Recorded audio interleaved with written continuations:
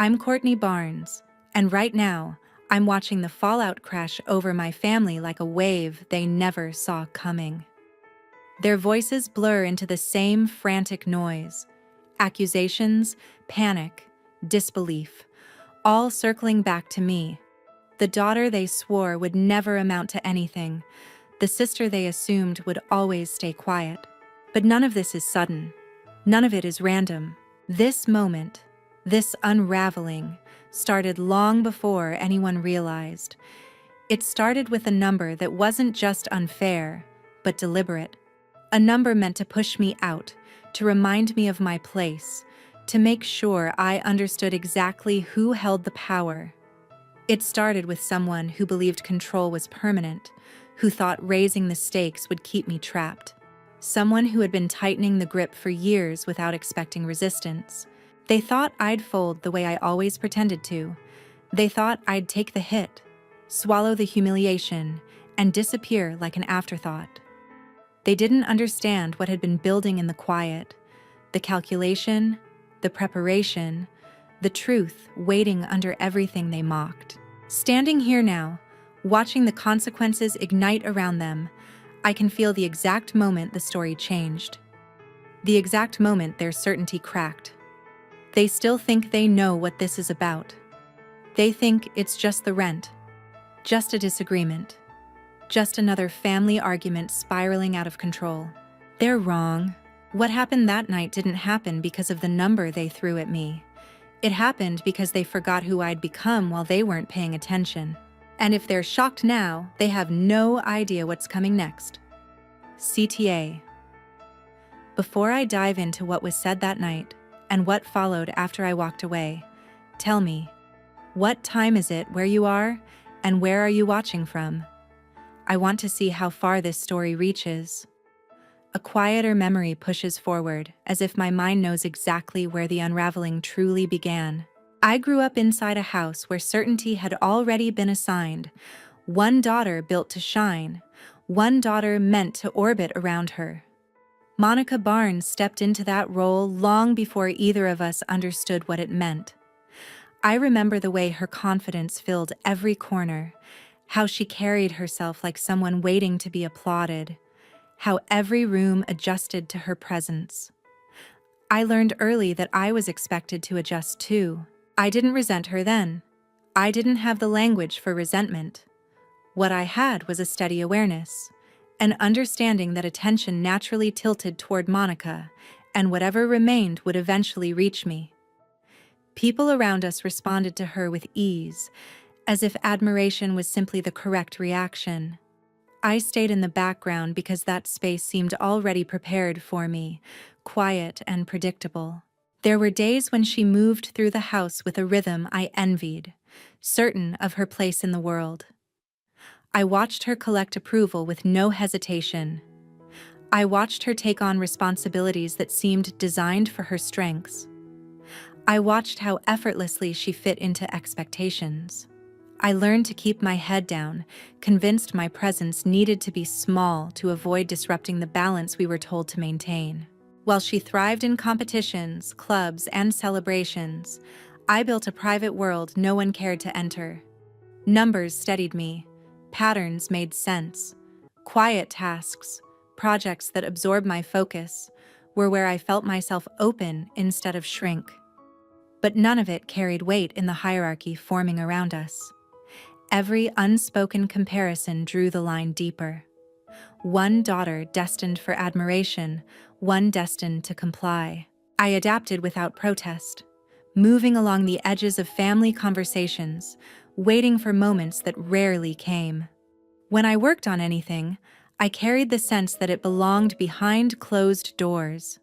My efforts felt safe only when unseen. I shaped myself around that belief until it felt natural, the way some people learn to breathe through shallow air.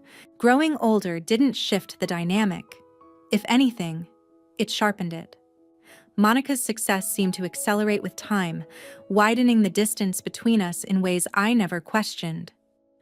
I assumed it was normal for her achievements to be broadcast while mine faded before being acknowledged. What mattered to me didn't matter to them. and I convinced myself it didn't need to. Still, there were brief flickers, small moments when something inside me resisted being dismissed. When I finished a project that made me feel capable. When I caught a glimpse of momentum in the skills I was building. When it became clear my quiet focus held a value no one else recognized. Each moment was fleeting, swallowed by the larger narrative that had already been written for me, but the impressions stayed. They settled like seeds under the surface, waiting. Monica continued forward with her practiced certainty. She made decisions quickly, took control easily, stood in positions where authority seemed obvious. I learned to anticipate her confidence before she even spoke. It became a predictable pattern. She led, and I stepped aside. Not because she demanded it directly, but because every message around us suggested that was the natural order. For a long time, I didn't challenge it. I didn't imagine an alternative. I accepted the version of myself that fit the family's expectations: quiet, adaptable, unthreatening. That version lasted years longer than it should have. I didn't understand how much it limited me until something shifted far beneath the surface, so subtle I barely recognized it at first. It wasn't defiance. It wasn't ambition. It was simply the growing awareness that the space I had settled into wasn't meant for me anymore. My silence felt heavier. My patience felt worn. The roles we had inherited no longer made sense the way they once did.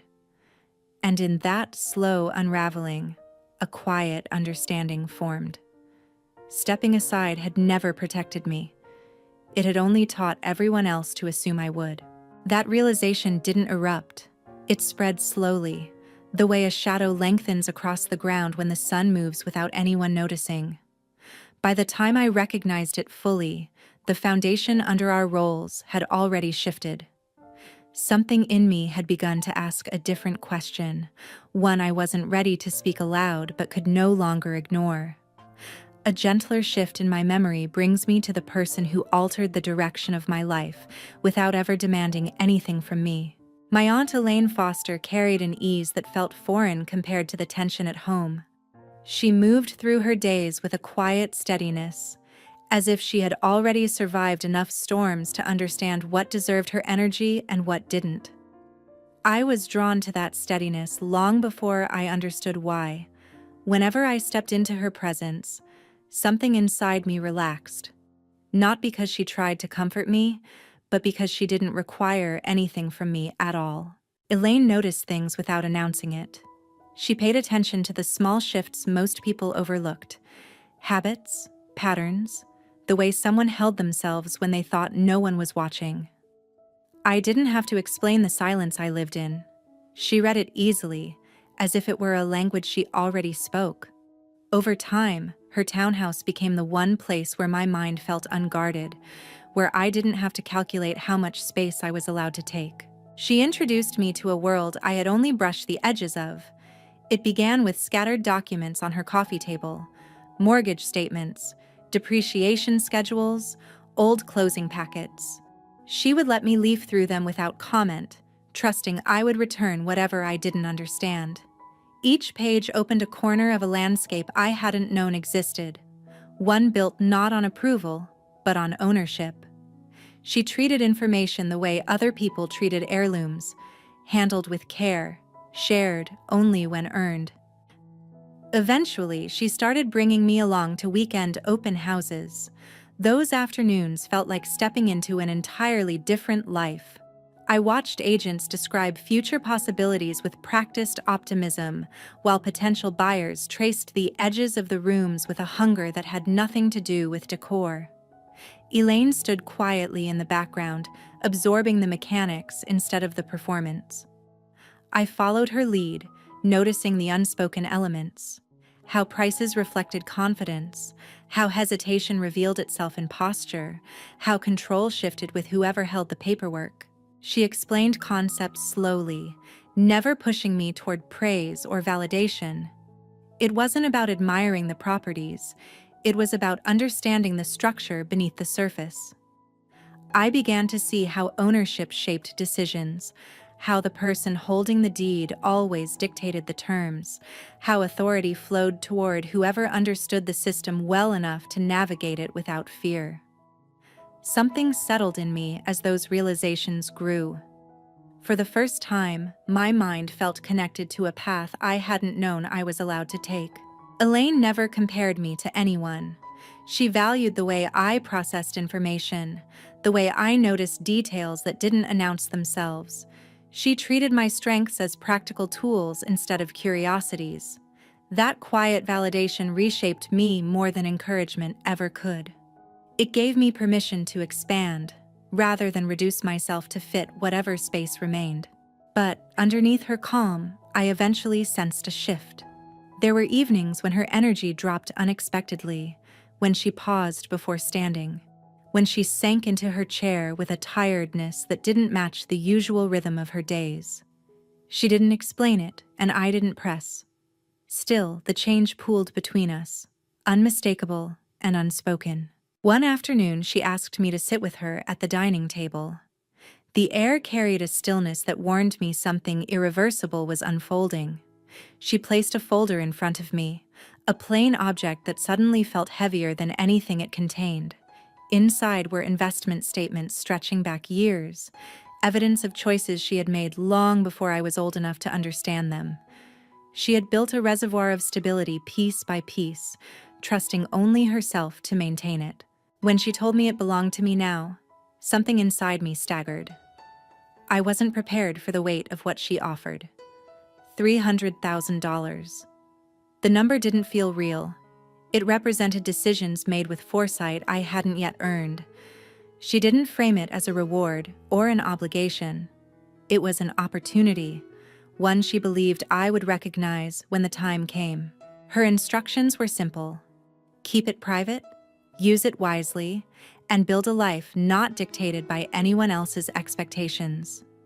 She spoke with a clarity that left no room for doubt. She wasn't giving me money. She was handing me a foundation. Not long after, her health declined with a speed that felt both sudden and inevitable.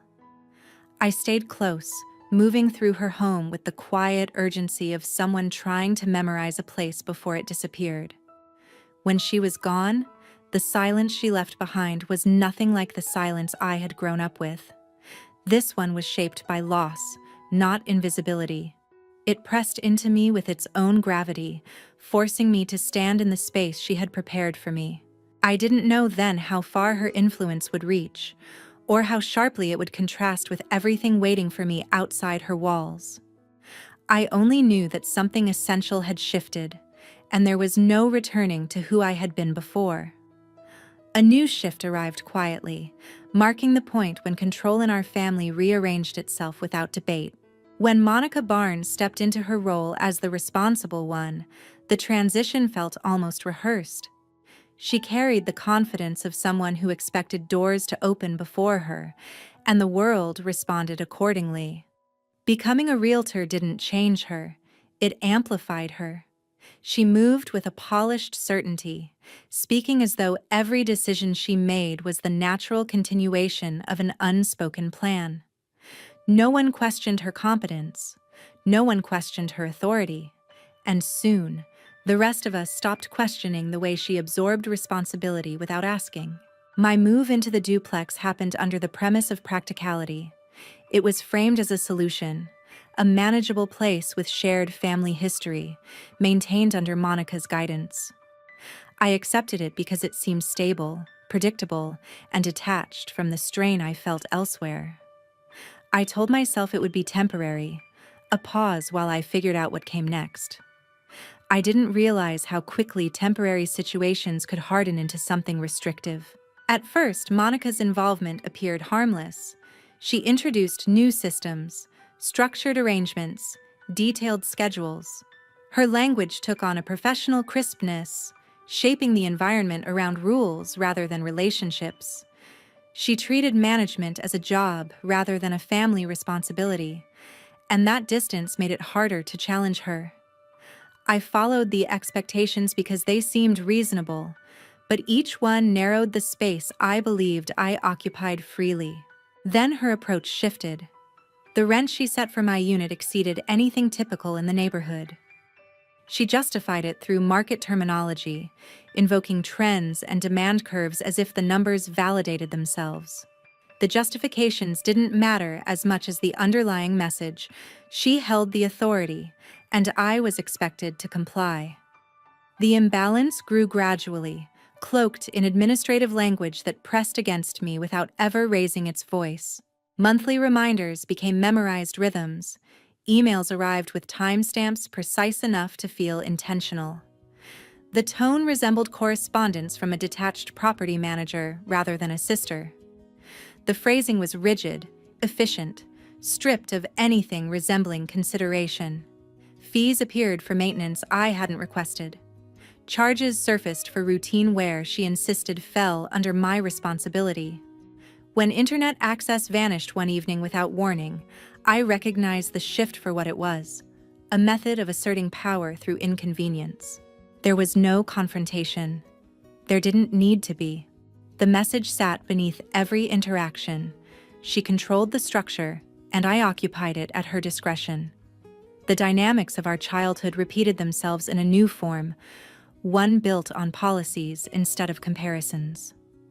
This version carried sharper edges because the consequences reached into my ability to live, work, and maintain stability. Her authority extended beyond emotional space. It seeped into practical necessities. My parents accepted her system without hesitation. They admired her initiative, her professionalism, the polished certainty she presented. They repeated her explanations as if they were facts, not interpretations. Discussions about the duplex always tilted in her favor, shaped by their unwavering belief that she acted with clarity and competence. I didn't try to correct them. Their trust in her was absolute, and challenging it felt futile. Meanwhile, something tightened inside me. The pressure wasn't loud, it was steady, accumulating in layers I rarely acknowledged.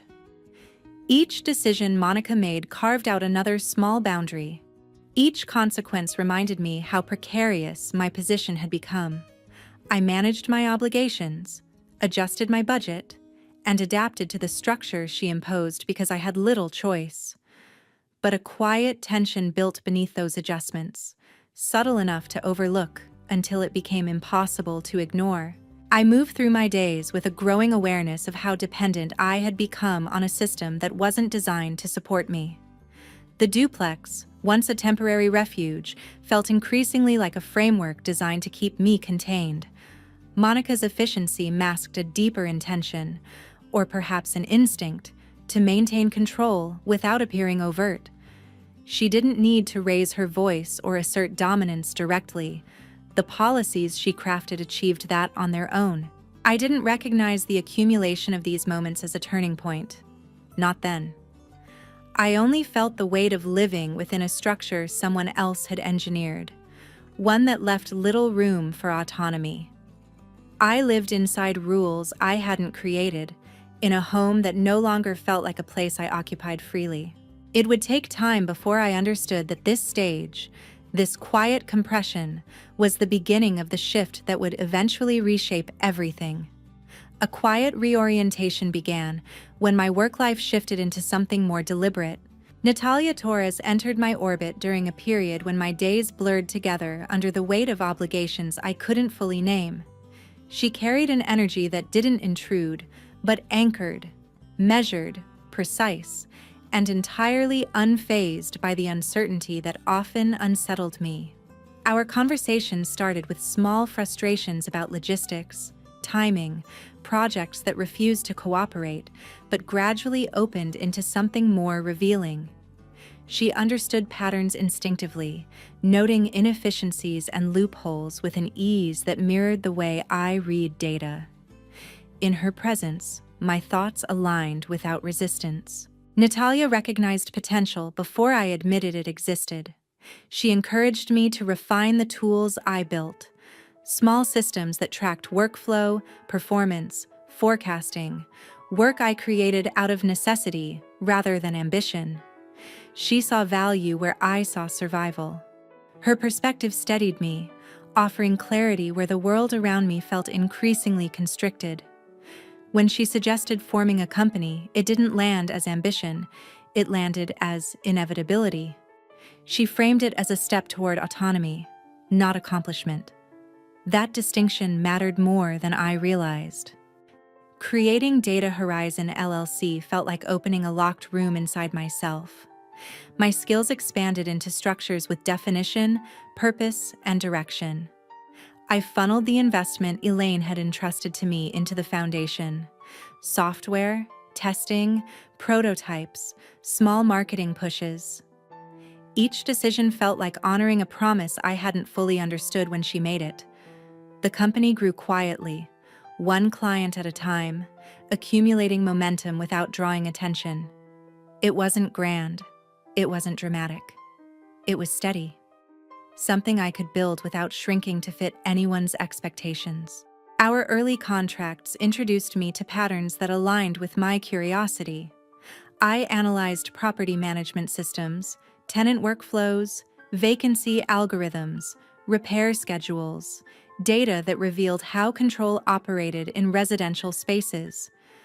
The numbers were neutral, but the implications weren't. They outlined the distance between fairness and manipulation, compliance and pressure, autonomy and reliance. The work clarified dynamics I had been living under without fully recognizing. The turning point arrived through coincidence rather than intention. While reviewing information for a prospective client, I encountered a name tied to the duplex where I lived, a name that didn't belong to Monica Barnes. My breath stalled at the discrepancy, the way a misplaced detail signals something deeply wrong. The registration records traced ownership to a separate individual entirely, someone with no connection to our family. Confusion sharpened into tension as I followed the trail further. Natalia noticed my reaction before I spoke. Her instinct for structural inconsistencies guided her directly to the problem. She initiated a title search, pulling documents that aligned with what I already suspected, but wasn't prepared to articulate. Each page revealed another fracture: payments that didn't match the rent I provided, agreements I'd never been informed of, arrangements that circumvented any claim Monica had implied. The difference between what she presented and what existed widened into something undeniable. The truth wasn't a single revelation, but a series of confirmations. Monica had never owned the duplex. She had never been positioned as a landlord. She operated from a place of assumed authority, rerouting responsibility through presentation rather than legitimacy. The numbers aligned into a pattern of calculated advantage, collecting inflated rent, disguising real payments, constructing an ecosystem where she dictated terms without accountability. The structure held together only because no one questioned it, not even me. The discovery didn't spark anger at first. It sparked precision. The mechanics were laid bare. Who controlled what? Who benefited? Who believed they were untouchable? It wasn't the betrayal itself that unsettled me. It was the ease with which deception had passed as competence. That realization pressed against something deeper, a quiet certainty forming beneath the surface. Natalia assessed the findings with the steady calm that defined her. She spoke in terms of opportunity, leverage, strategy. The owner of the duplex, worn down by mismanagement, was willing to sell. The path forward was suddenly tangible, structured, documented, possible. My role shifted from tenant to potential owner in a single conversation, the weight of the opportunity settling into place like a final piece of a long-hidden puzzle. Purchasing the property was not an act of retaliation, it was alignment, moving into a position I had unknowingly been preparing for. The loan approval, the negotiations, the closing process unfolded with methodical certainty. Each step carried the quiet imprint of Elaine's guidance, Natalia's clarity, and my own accumulated resilience. When the deed finalized, the shift felt internal before it became literal. I no longer lived inside the framework someone else controlled. I stood at the center of my own structure, grounded in a truth no one yet knew. Everything that followed was inevitable. A measured calm settled over me once the deed was secured, a calm that felt almost foreign after years of tightening around every decision. But clarity brought momentum, and momentum demanded structure. I shifted my focus towards stabilizing Data Horizon LLC, refining systems that had grown faster than anticipated. Each new contract expanded our reach and pulled me into a rhythm that didn't leave space for second guessing. Progress formed its own gravity. As the company strengthened, so did my understanding of how information moved, what it revealed, what it concealed, and who relied on its opacity to maintain authority. Those dynamics shaped more than business, they shaped perception. And perception was the currency my family had always valued most. Watching my work gain traction created a quiet sense of distance between who they believed I was and who I had become, a distance that widened with every structured decision I made. My sister, Monica Barnes, remained unaware of any of it. She continued navigating our interactions from a posture of default superiority, carried by a certainty she didn't bother questioning. Her behavior didn't change. She assumed my compliance was permanent. The facade she relied on stayed intact because I allowed it to, not because it still held power. That contrast sharpened my awareness of how fragile her constructed dominance had always been. Conversations with my parents during this period exposed a shift I couldn't ignore. Their comments grew more pointed, less patient, as if they sensed movement they couldn't identify. They spoke to Monica with admiration disguised as logic, and addressed me with restraint, disguised as advice. To them, responsibility appeared in the form of presentation, organized documents, assertive tones, confident claims. Monica performed those markers effortlessly. They didn't question the performance because it fit their expectations. I didn't attempt to correct them. Their assumptions framed the distance I needed. The more they misread me, the cleaner my trajectory became. While expanding our services, I led Data Horizon into developing a predictive tool for property owners, something designed to identify inefficiencies and reduce losses before they accumulated. The project demanded precision and long hours, but the work steadied me. It reinforced the understanding that systems, when designed well, reveal truths people would rather obscure. That alignment between data and reality shaped how I approached everything around me. Owning the duplex required responsibilities Monica never anticipated. Oversight, budgeting, negotiations with contractors, financial planning. None of it intimidated me. It grounded me. I documented each decision, tracked progress, and prepared transition plans that positioned the property for long-term stability. Every update strengthened my position and weakened the narrative that had kept me in place for so long. I didn't reveal the ownership change, not even in passing. What mattered wasn't the announcement, it was the structure beneath it. Letting the truth remain undisclosed wasn't secrecy, it was timing, and timing determined impact. As the renovations progressed, the atmosphere at family gatherings shifted. Monica carried herself with heightened confidence, as if anticipating an opportunity to assert control. My parents echoed her energy, speaking with a conviction that resembled certainty more than understanding. They operated from assumptions that no longer aligned with reality, yet they clung to them as if the alternative threatened their balance.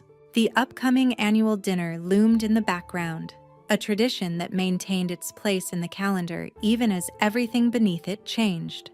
Its approach seemed to intensify Monica's need for attention. She messaged more frequently, issuing reminders disguised as updates, speaking about expectations as if preparing for a performance she believed she had already won. The tone revealed her anticipation. She expected compliance, deference, obedience. What she didn't expect was absence of resistance. I approached the days before the dinner with a clarity that bordered on detachment. My focus rested on logistics, completing the final inspection of the duplex, finishing the last phase of the predictive tool, preparing quarterly reports. Every task reinforced the life I had built independently of their assumptions. The separation wasn't emotional, it was structural. Natalia noticed the shift before I articulated it. She didn't press for details. She recognized preparation when she saw it. Her quiet support allowed the space I needed to think, not react. She understood that silence wasn't avoidance. It was strategy. The night before the dinner, I reviewed the completed documents for the duplex. Ownership felt less like possession and more like alignment with the person I had been becoming. The trajectory from tenant to owner wasn't a transformation. It was a restoration of agency I had long been denied. I closed the binder and felt a steady certainty take shape. Nothing about the gathering would unfold the way Monica expected. Nothing about the dynamic would remain intact. Nothing about the balance she relied on would survive contact with the truth. The structure was already built. All that remained was the moment they finally saw it. A steady breath carried me into the evening that would expose every assumption my family had mistaken for truth. The restaurant felt staged the moment I stepped inside, as if the night belonged to a script Monica had rehearsed until she believed it flawless. Her confidence radiated from the center of the table, sharpened by anticipation. As she arranged papers I instantly recognized as contracts. My parents watched her with pride disguised as objectivity, convinced they were validating responsibility rather than performance. Their certainty hovered over the room like a pre-drawn conclusion. I took my seat without acknowledgement. Silence formed its own boundary, and I let it settle. Monica launched into her presentation with the tone of someone unveiling authority rather than information. She referenced figures, projections, and policies with a practiced ease meant to corner rather than inform. One statement cut through the rest. The new rent, announced with exaggerated clarity, raised to $9,000. She framed it as necessity, structure, fairness. She framed it as inevitable. My parents reacted exactly as she hoped. Approval sharpened into amusement, amusement into dismissal, dismissal into the quiet certainty that I had no ground left to stand on. They evaluated me the way they always had, through outcomes they believed I couldn't influence. I felt neither shock nor anger, only confirmation. When Monica slid the contract toward me, I didn't touch it. I watched the way her expression shifted. First confidence, then confusion when I didn't react within the boundaries she expected. My refusal to reach for the paper unraveled her practiced rhythm, and the silence that followed carried more weight than any confrontation could have. Her projection behind her illuminated each clause, each inflated demand, each attempt to assert ownership she never held. The irony cast its own light across the room. I lifted a folder from my bag with deliberate control. The room quieted before I spoke. I placed the deed to the duplex on the table, positioned directly in front of Monica. The document landed with a sound far softer than its impact. Her breathing changed before her expression did. Everything that followed unfolded without theatrics. My parents leaned forward as if proximity could alter what was printed in ink. The confusion shifting across their faces mirrored the collapse of the framework they had accepted without question. They scanned the pages slowly, unwilling to acknowledge the reality that undermined their certainty. Their narrative had depended on Monica's authority. Without it, their hierarchy dissolved. Monica's reaction didn't come in a burst. It fractured. First disbelief, then panic tightening her posture. Then the dawning realization that her authority had existed only because no one challenged it. The silence that followed held the weight of every assumption that had carried her to this moment. I clarified the facts in measured detail. Ownership, financial responsibility, the legal structure that had never included her. I explained the renovations she hadn't funded, the documentation she had never seen, the payments she had only pretended to route. I didn't rely on emotion. The facts alone dismantled the illusion. The aftermath unfolded swiftly. My parents' disappointment shifted direction, no longer aimed at me, but scattered in confusion that exposed how deeply they had misread everything.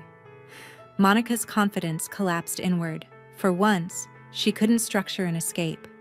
The realization that she could no longer control the narrative tightened every movement she made. There was no victory in watching them unravel. There was only clarity. In the days that followed, distance became unavoidable. My parents attempted explanations that read more like justifications. Monica retreated without grace, unable to reconcile the collapse of her assumed authority with the reality she now faced. Their reactions didn't surprise me. They belonged to a structure that had been failing long before this. What mattered wasn't their response. It was the truth finally settling into place. The duplex grew quiet in the weeks after the dinner, but the quiet felt earned. Each room reflected a choice I had made for myself rather than a choice made for me. Work expanded, stability grew, and for the first time, I moved through my life without shrinking to fit someone else's outline. The lesson wasn't rooted in revenge, it was rooted in reclamation. Power built on perception collapses when confronted with truth. Control maintained through performance dissolves the moment reality enters the room. And sometimes, the only way to change a structure is to step outside of it and rebuild your own. I share this because someone listening might recognize the shape of their own story in mine. Recognition is the first step. Action is the second. Thank you for staying with me through this. If my story reached you, let me know where you're listening from. It still amazes me how far honesty can travel.